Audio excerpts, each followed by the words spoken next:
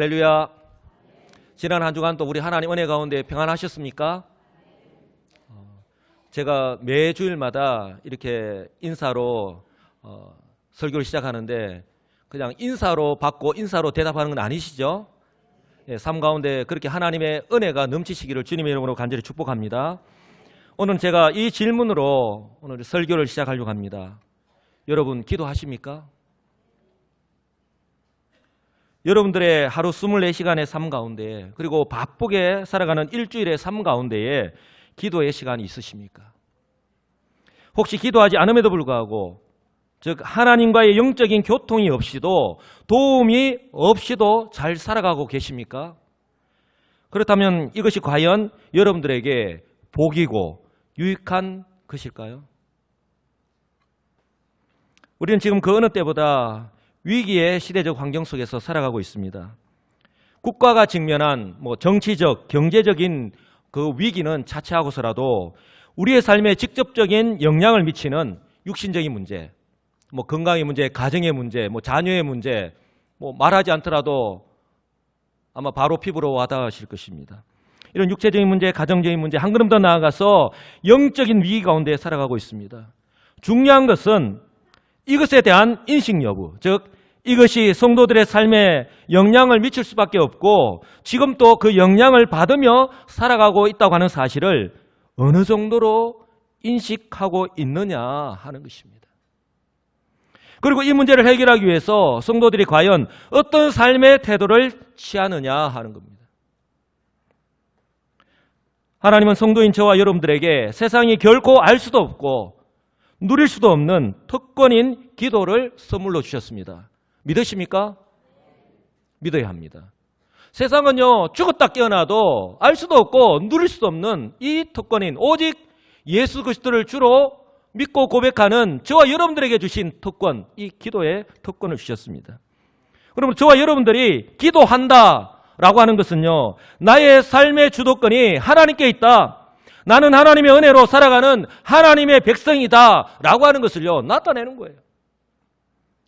이와는 반대로 우리의 삶에 기도가 없다, 나의 삶에 기도가 없다는 말은 나를 향하신 하나님의 뜻과는 상관이 없이 즉 이 세상 사람들처럼 살아갈 수밖에 없다 하는 것을요 그냥 그대로 보여주는 거예요. 반증하는 것입니다.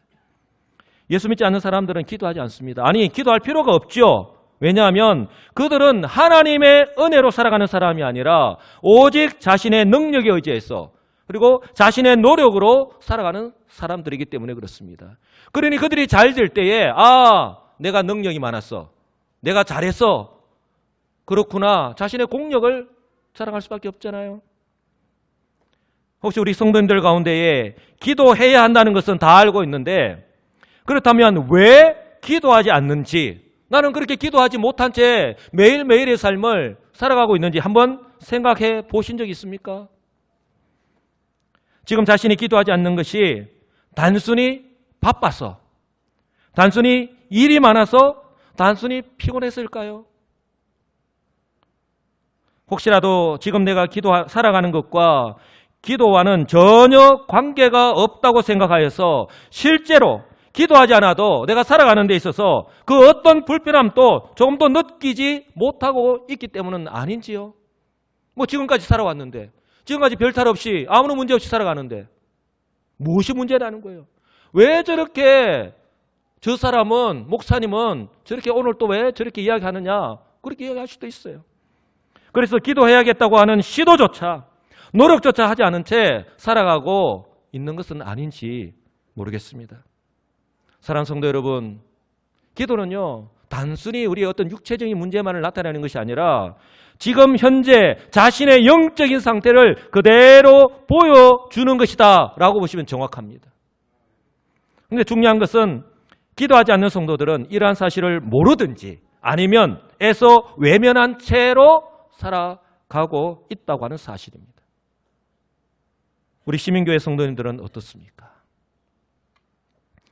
많은 성도님들이 왜 기도하지 못하느냐 이렇게 질문을 하면 내 앞에 놓인 환경 때문에, 어렵고 힘든 형편 때문이라고 대답을 합니다. 그런데 성경은요 아이러니하게도 바로 그때가 기도해야 할 때라고 말씀합니다. 왜냐하면 제약된 이 세상 속에서 시험과 걱정, 근심, 그리고 무거운 짐을 지지 않은 채 살아가고 있는 사람은 한 사람도 없기 때문입니다. 그리고 이 모든 문제의 해결자이자 피난처가 되시는 분은 오직 예수 그리스도 한 분밖에 없기 때문입니다. 아멘. 그래서 우리 주님은 이렇게 말씀하셨죠. 그리고 지금 또 우리를 향해서 이렇게 말씀하십니다. 수고하고 무거운 짐진 자들아. 수고하고 무거운 짐진 자들아. 그 어떤 수고, 그 어떤 무거운 짐인 줄 말씀하고 있지는 않습니다. 그러나 우리 각자를 향해서 너가 지고 있는 그 어떤 짐, 그 어떤 수고 그대로 내게로 오라고 말씀합니다. 다 내게로 오라. 내가 너희를 쉬게 하리라. 우리의 안식처, 우리의 피난처, 우리의 그 모든 문제의 해결자 되시는 분은 여러분 오직 우리 주 예수 그리스도 한 분밖에 없다고 하는 사실을 꼭 믿으시기를 주님의 이름으로 축복합니다. 주님께서는 12 제자를 부르셨죠. 그냥 나만 따라다니라가 아니라 예수님께서 그들에게 맡기신 그 복음 사역, 예수님 이후에 정말 그 중요한 그 복음 사역 때문에 이 제자들을 부르셨어요.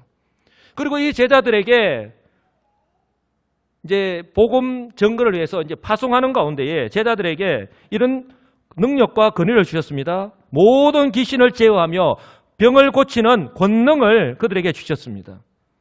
누가복음 9장 1절을 보시면 예수께서 12 제자를 불러 모으사 모든 귀신을 제어하며 병을 고치는 능력과 권위를 주셨다라고 말씀하셨습니다. 그리고 그들에게 둘씩 짝을 지어서 나가서 이 생명의 복음을, 꿀의 복음을 전하라고 했습니다. 그런데 이 제자들이요, 귀신 들린 아이 앞에서 아무것도 하지 못하고 있는 거예요. 제자들이 예수님께 그 이유를 물었습니다. 그때 예수님이 이렇게 대답을 합니다. 우리는 어찌하여 능히 그 귀신을 쫓아내지 못하였나이까? 이르시되 기도 외에 다른 것으로는 이런 종류가 나갈 수 없느니라. 아멘. 한번 따라서 할까요? 기도 외에 다른 것으로는, 기도 외에 다른 것으로는 이런 종류가 나갈 수 없다는 거예요.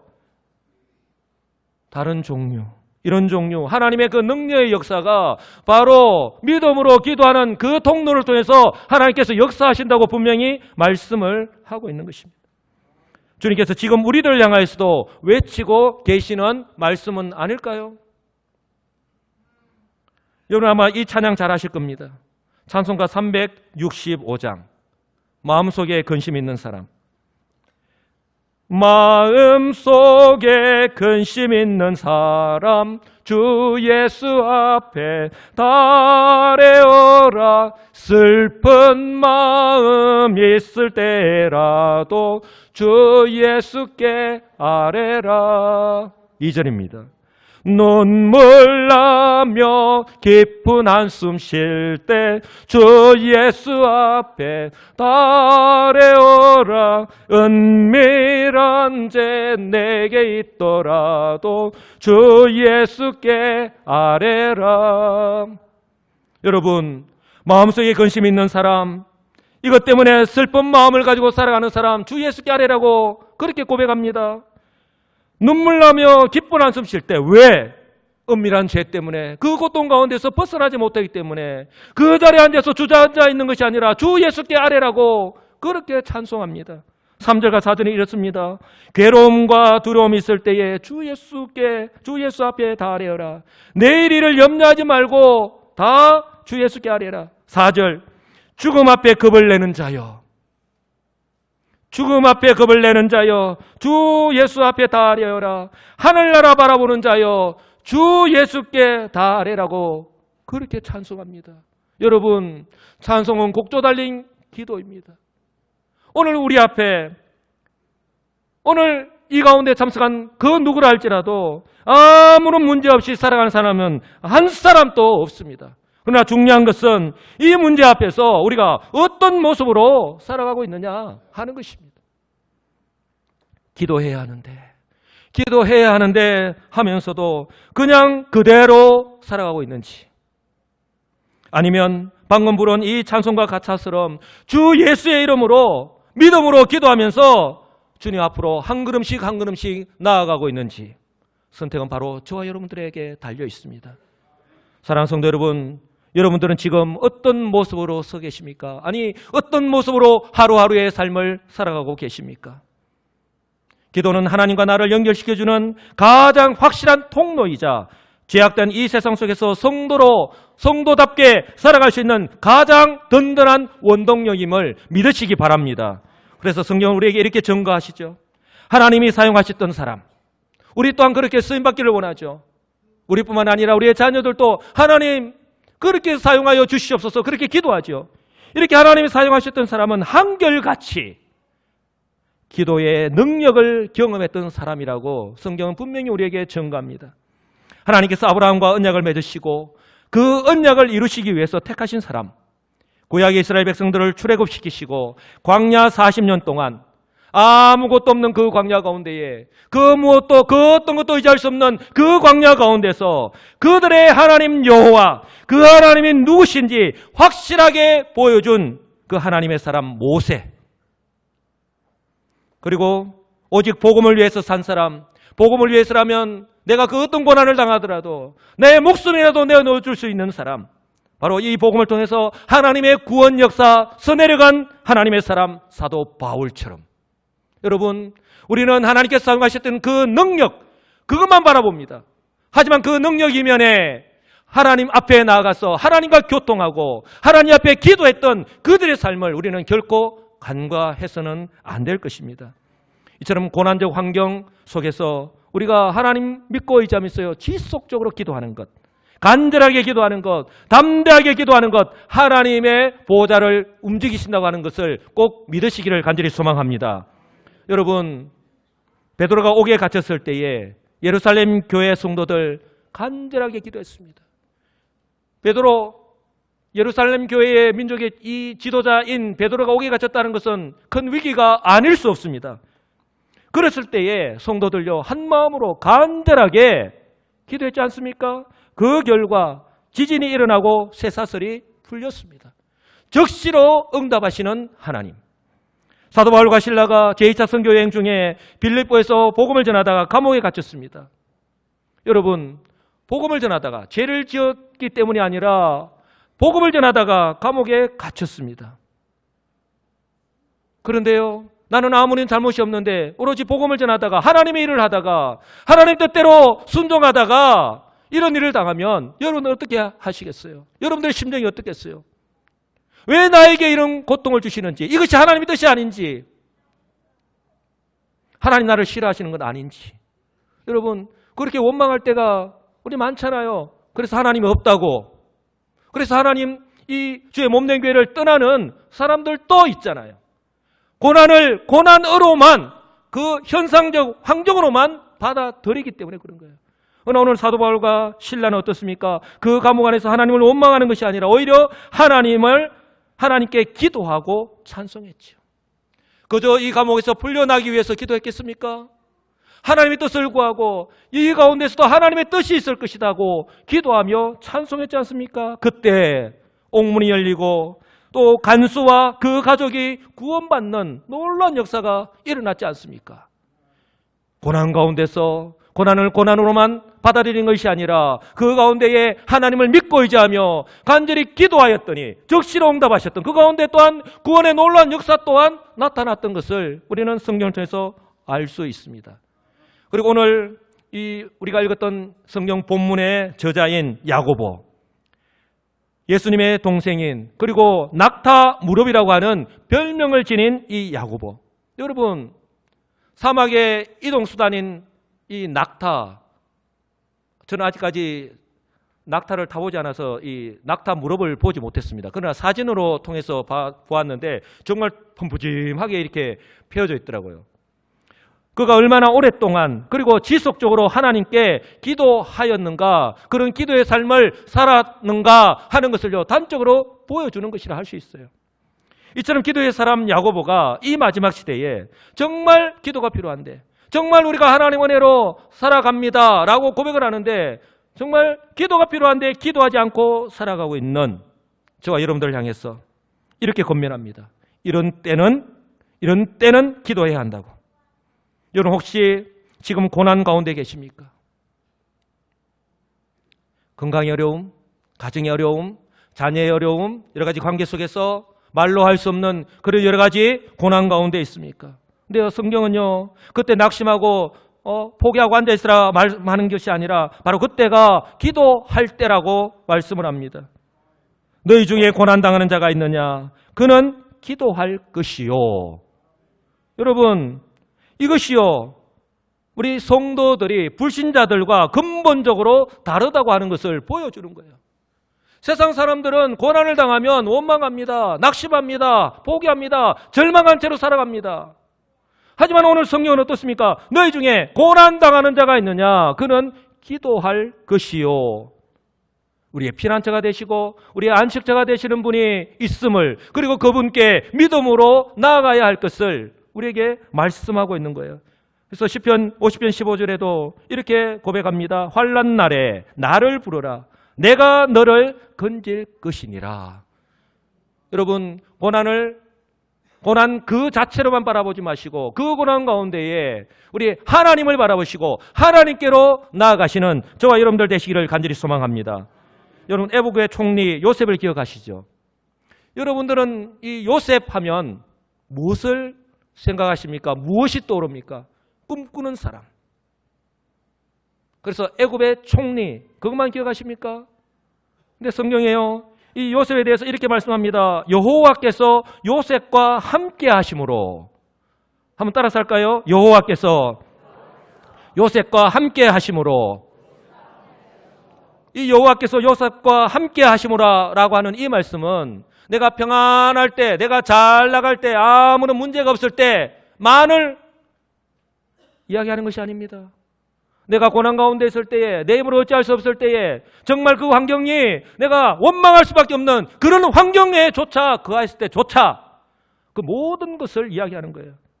여호와께서 요셉과 함께 하심으로 놀라운 일이 있습니다. 그가 형통한 자가 되어 그의 주인 애굽 사람의 집에 있으니, 그리고 이것이, 이런 현상이 자기 자신만 그렇게 느끼는 것만이 아니라, 그렇게 누리고 살아가는 것이 아니라 이 사람의 삶을 보는 모든 사람들조차 그렇게 바라본다는 거예요. 그러니까 믿음이라는 것이 무엇인가 하는 것을요, 그대로 보여주는 거예요. 믿음은 내재된 것이 아니라 우리의 삶을 통해서 그대로 드러나는 것이죠.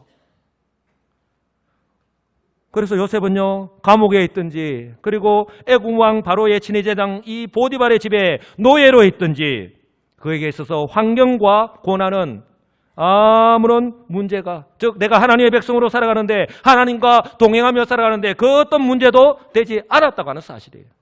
그래서 17세의 이복 형들로부터 애굽의 노예로 팔리더라도, 그리고 보디발의 아내가 자신에게 그 성적인 유혹을 하는 그 현장에 있더라도, 그리고 누명을 써서 감옥에서 억울하게 옥살이를 한다 하더라도, 이 요셉이 자신이 하나님의 백성이다, 나는 하나님의 자녀다, 하나님께서 이 가운데서 나와 함께 하신다고 하는 이 하나님의 백성으로서의 이 정체성, 그것을요 결코 희미하게 하지 못했다고 하는 거예요. 그러니 요셉은 그 어떤 고난의 환경 속에서도 환경을 탓하고 좌절하거나 포기하는 것이 아니라, 그렇지, 하나님께서 언제나 어디서나 어떤 환경 속에서도 나와 함께 하신다 하는 것을 믿고 기도할 수 있었던 겁니다. 이런 은혜가, 이런 믿음의 삶이 저와 여러분들의 삶이 되시기를 간절히 소망합니다. 그러니 하나님께서 어찌 이런 믿음의 사람을 사용하지 않으시겠습니까? 그를 애굽의 총리로, 인생이 역전이 되어서 애굽의 총리로 사용하셨고, 바로 하나님의 구원 역사에 그렇게 쓰임받는 놀라운 은혜와 복을 주셨다고 하는 사실, 여러분 꼭 기억하시기 바랍니다. 여러분, 시편 기자 역시요, 자신의 신앙적 체험을 바탕으로 시편 119편 71절에서 이렇게 우리가 이해할 수 없는 그런 고백을 합니다. 한번 다 같이 한번 읽어볼까요? 고난당한 것이 내게 유익이라, 이로 말미암아 내가 주의 율례들을 배우게 되었나이다. 아멘? 아멘이십니까? 고난당한 것이 내게 유익이라고 말씀합니다. 믿지 않는 사람들은요, 들으면 미쳤구나, 적당히 믿어야지, 저렇게 광적으로 믿으면 저렇게 미친다라고 이야기할 수 있는 대목이에요.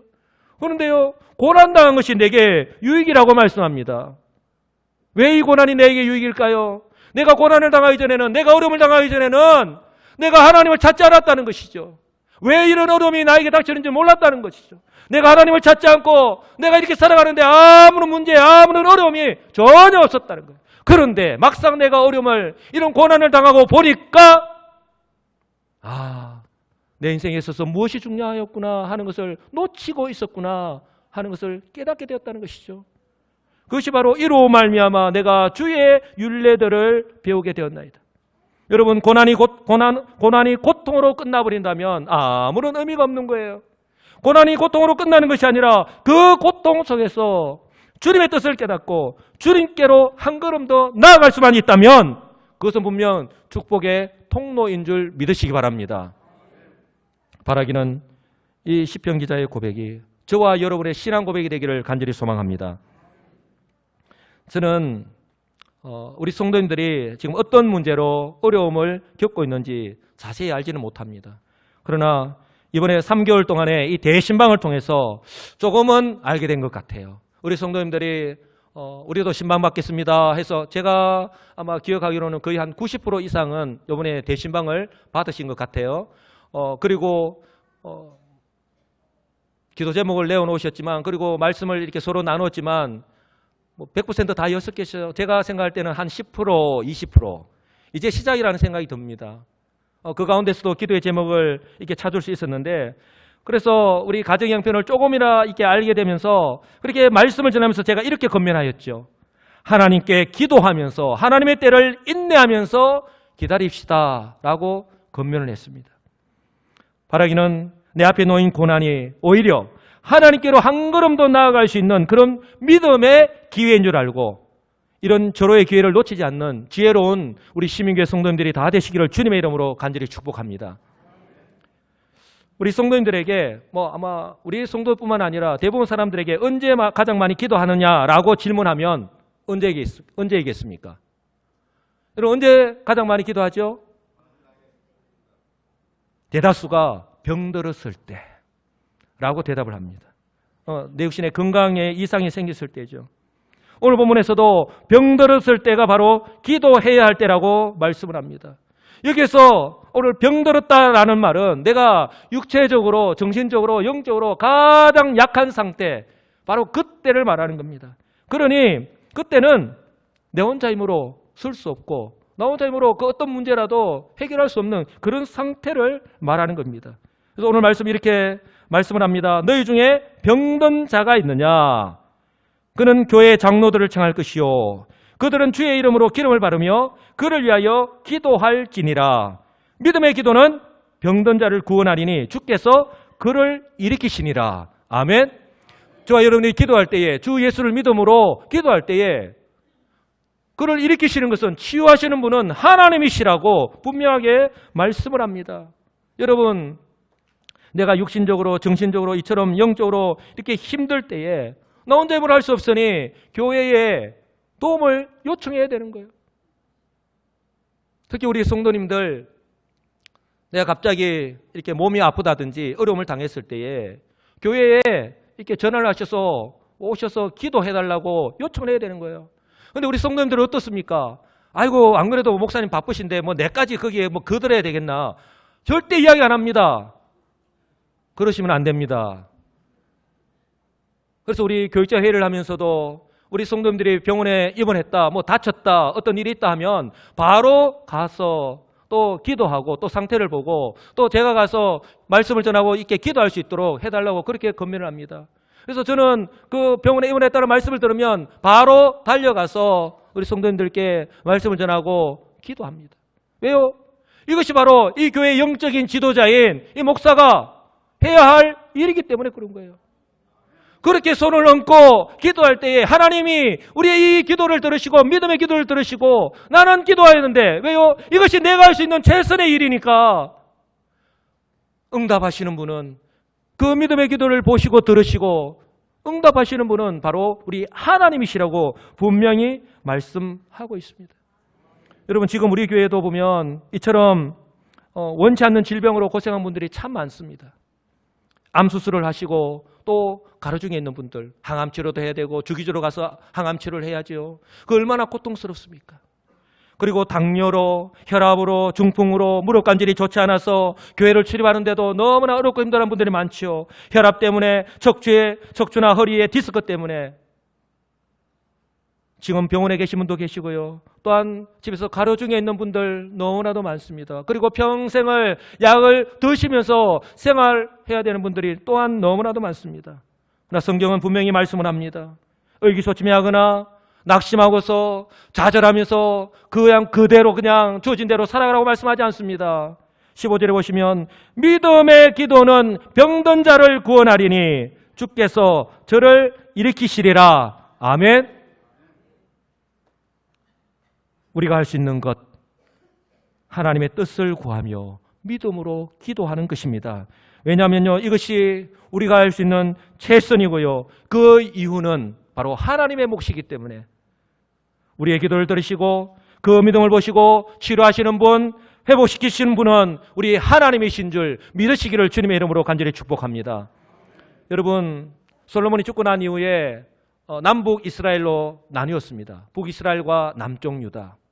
북이스라엘에는 선한 왕이 한 명도 없습니다. 그 31명의 이 왕이 지내는 가운데. 그러나 남쪽 유다에는 그나마 하나님의 뜻대로, 하나님 말씀대로 순종하는 그런 왕들이 있었습니다.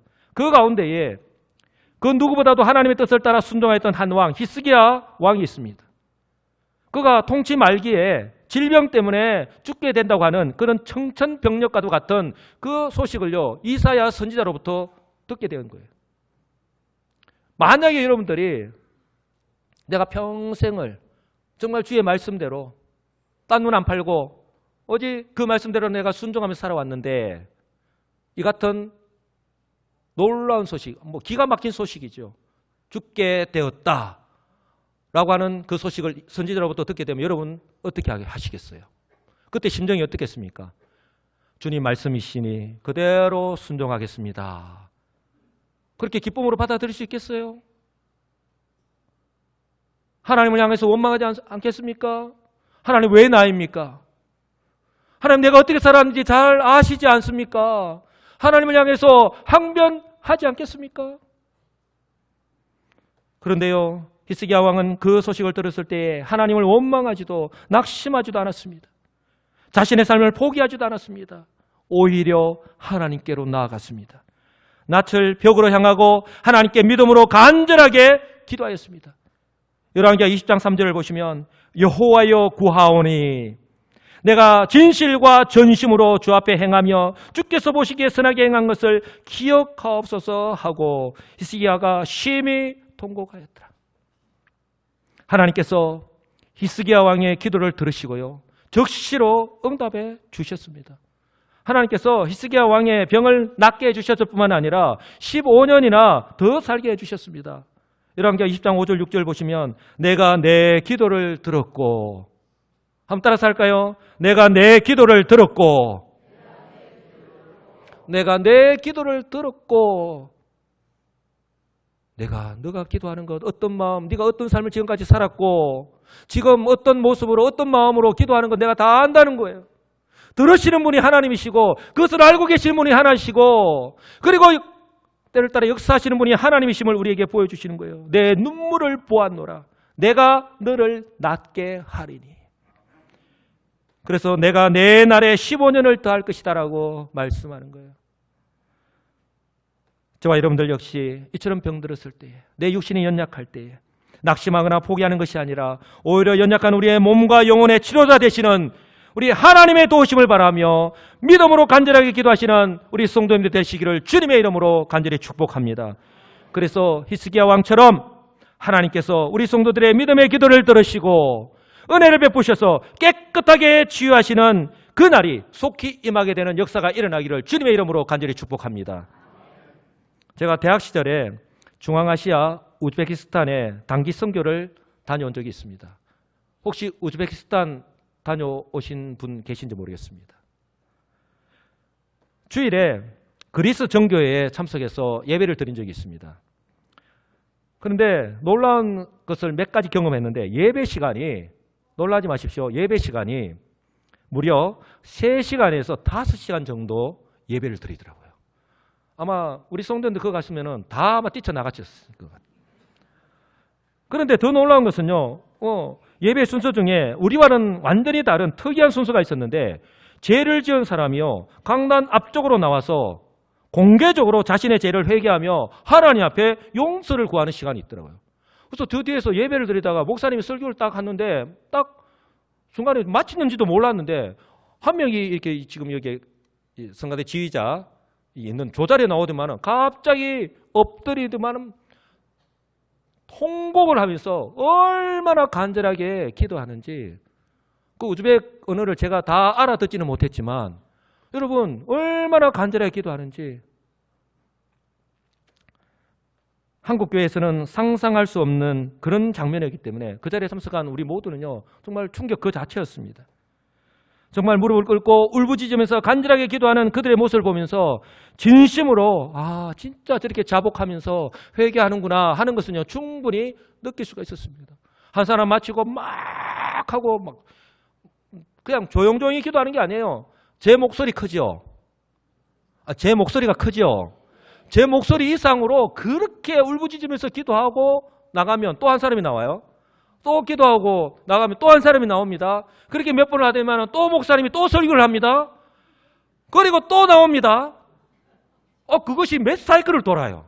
그러니 그 시간이 3시간에서 5시간 가는 거예요. 결국 우리는 다 끝내지 못하고 중간에 나왔습니다만, 우리는 이 사람들처럼 예배 시간에 공개적으로 우리가 무슨 죄를 지었는지, 그리고 어떤 죄를 지었는지 낱낱이 고백하면서 용서를 구하지는 않습니다. 그러나 죄는 반드시 회개해야 합니다. 아멘. 왜냐하면 죄는 하나님과 영적인 교통을 막는, 즉 기도의 통로를 막는 주범이기 때문에 그렇습니다. 아울러 우리 성도들의 삶을 위축시키고 무기력하게 만들기 때문에 그렇습니다. 그렇기 때문에 부지불식간에 혹 실수로 지은 죄라 할지라도 우리가 주의 성령을 의지하여서 그런 죄 생각나게 해달라고 기도하면서 생각나게 해주실 때에 이처럼 회개하며 기도해야 할 줄 믿습니다. 빨리 회개해서 그 죄의 굴레에서 노임을 받아야 합니다. 왜요? 이사야 59장 2절에 이렇게 말씀합니다. 오직 너희 죄악이 너희와 너희 하나님 사이를 갈라놓았고 너희 죄가 그의 얼굴을 가리워서 너희에게서 듣지 않으시게 함이니라. 하나님은 민수기에서 모세를 통하여서 이렇게 축복하라고 하시면서 그 얼굴을 내게로 향하여 드사 평강 주시기를 원하노라 그렇게 말씀하는데, 이 하나님께서 우리를 향하시는 이 얼굴을요 가려운다는 거예요. 무엇이요? 죄가. 다른 무엇이 아닙니다. 바로 죄가 하나님께서 우리에게 임하시는 그 축복에 가로막는다는 거예요. 우리가 범죄하였을 때에 기도해야 한다고 분명히 말씀합니다. 16절에서 이렇게 말씀하죠. 이러므로 너희 죄를 서로 고백하며 병이 낫기를 위하여 서로 기도하라. 의인의 강구는 역사하는 힘이 크니라. 그 당시에 이 죄가 질병의 원인이 될 수 있었기 때문에 지금 야고보는요 성도를 향해서 이렇게 외치는 거예요. 여러분, 하나님 마음이 아픈 사람 다윗을 기억하시죠? 그가 하나님 앞에서 정말 용서받지 못할 죄, 간음죄와 살인교사죄를 범한 사람 아닙니까? 그 누구라도 죄를 지었을 때에 숨기고 싶고 정말 감추고 싶은 것이 인간의 본능인데, 더군다나 다윗은 이스라엘의 왕이지 않습니까? 그런데 다윗이 범죄하였을 때에 자신의 죄를 지적하는 그 나단 선지자 앞에서 자신의 죄를 숨기려고 하지 않았습니다. 그리고 자신의 그 권력을 이용하여서 은폐하려고 하지 않았습니다. 오히려 자신이 죽을 수밖에 없는 그런 죄인임을 고백하면서 침상의 요를 적시기까지 하면서 그렇게 회개하면서 기도하였습니다. 바로 이 장면이 시편 51편의 다윗의 회개이십니다. 하나님이여, 주의 인자를 따라 내게 은혜를 베푸시며 주의 많은 긍휼을 따라 내 죄악을 지워 주소서. 나의 죄악을 맑게 씻으시며 나의 죄를 깨끗이 제하소서. 물은 나는 내 죄가를 아오니 내 죄가 항상 내 앞에 있나이다. 우슬초로 나를 정결하게 하소서. 내가 정하리이다. 나의 죄를 씻어 주소서. 내가 눈보다 희리이다. 여러분, 혹시 우리가 부지불식간에 지은 죄 있습니까? 감추려 그냥 쌓아두려 하지 마시고 하나님 앞에 나아가셔서 회개하시는 저와 여러분들 되시기를 간절히 소망합니다. 여러분, 우리나라에도 1907년에 평양의 장대한 교회에서 영적 대부흥운동이 일어났지 않습니까? 그런데 이 부흥운동의 시작이요, 다름 아니라 사경의 시간 중에 우리의 죄의 고백과 함께하는 그런 회개의 기도를 시작하면서부터라는 것을 여러분 기억하십니까? 이후에 성령의 불이 붙어서 사경에는요 10일간이나 더 계속되었습니다. 바로 이때부터 우리 성도님들이 싫어하시는 새벽기도회가 시작된 거예요. 사랑하는 성도 여러분, 하나님께서는 죄로 인하여 죽어야 할 우리를 구원하시기 위해서 하나밖에 없는 독생자 예수 그리스도, 그 죄 없으신 예수님을요 십자가에서 죽으셨습니다. 왜요?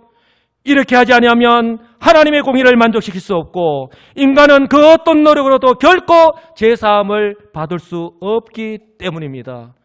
여러분, 이것이 바로 우리를 향하신 하나님의 사랑임을 꼭 기억하시기 바랍니다.